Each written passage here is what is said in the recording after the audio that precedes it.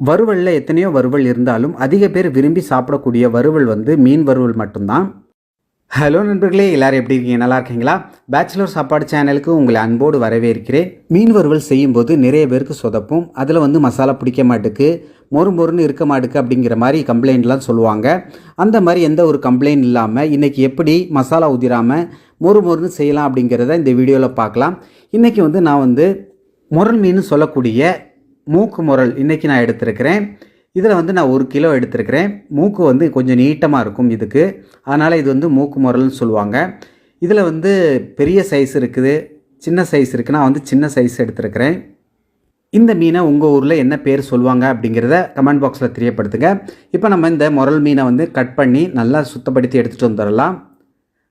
இப்போ மீனை வந்து நல்லா சுத்தப்படுத்தி எடுத்துகிட்டு வந்துட்டேன். அதில் உள்ள வால் தலையை மட்டும்தான் வெட்டலை, மற்றபடி நடுவில் எல்லாம் கீறிட்டு அதில் இருக்கக்கூடிய